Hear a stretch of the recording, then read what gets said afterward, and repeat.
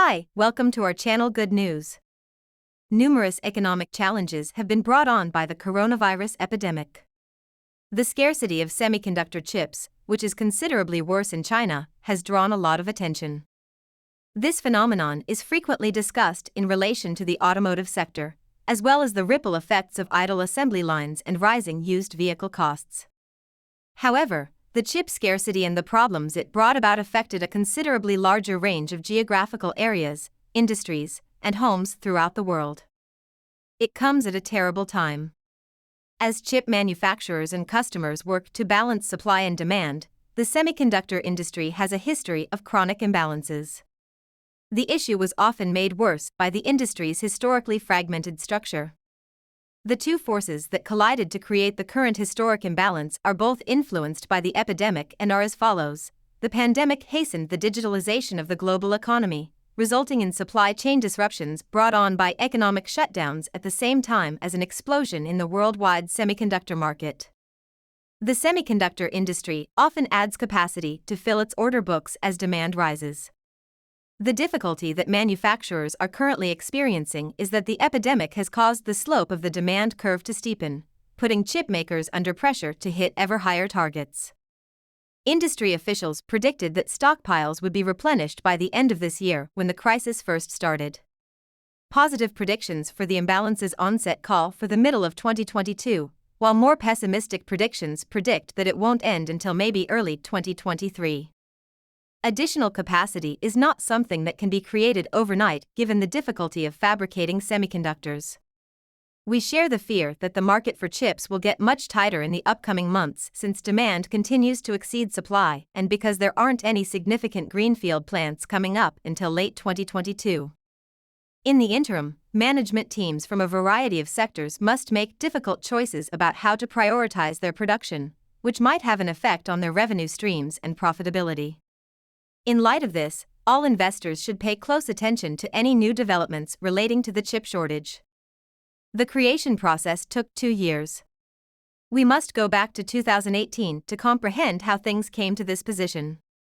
The industry built up inventory that year in expectation of late-year demand, which ultimately did not materialize, which is typical of a regular semiconductor cycle. As chipmakers continued to reduce their stockpiles at the beginning of 2019, the U.S.-China trade war dampened prospects for global growth and further restrained demand since neither manufacturers nor consumers wanted to hold on to surplus inventory. The introduction of the pandemic had the unusual effect of further suppressing demand in some end markets for semiconductors while accelerating it in others. The latter was most exhibited by everything related to remote work and the digitalization of the global economy, such as cloud computing, laptops, game consoles, and Wi-Fi routers, while the former was best exemplified by the car industry, where purchasers canceled purchases.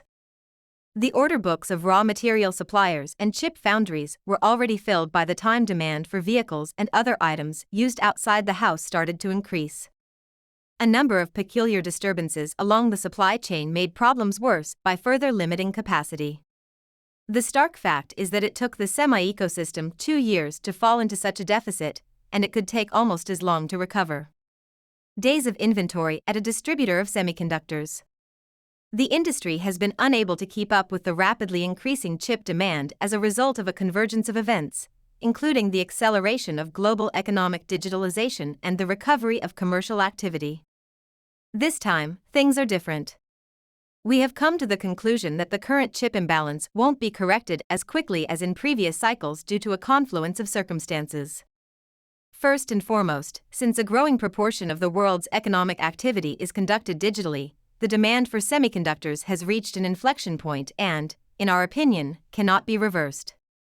The need for complicated processors that enable cloud computing, artificial intelligence, AI, and advancements in the global automobile fleet, such as improved driver assistance systems and vehicle electrification, has skyrocketed due to remote work.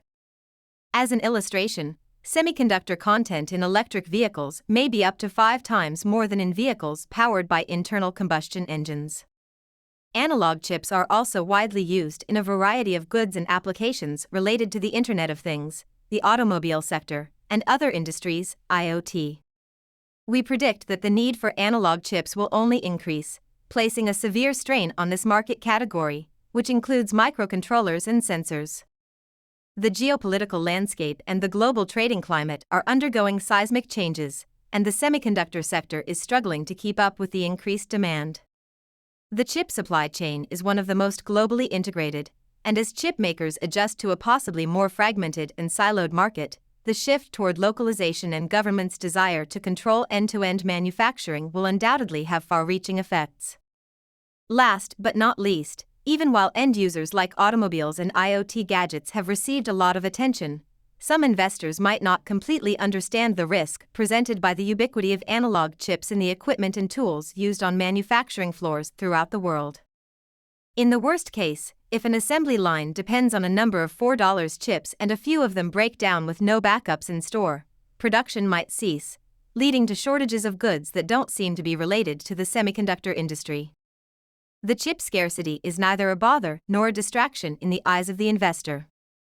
All types of investors need to understand that semiconductors are essential to the functioning of the economy in the 21st century. On the supply side, we think the current imbalance will give the manufacturers of the semiconductor capital equipment that facilitate chip production even greater advantages. The number of consumers for this sophisticated gear will probably increase as marketplaces become more regional.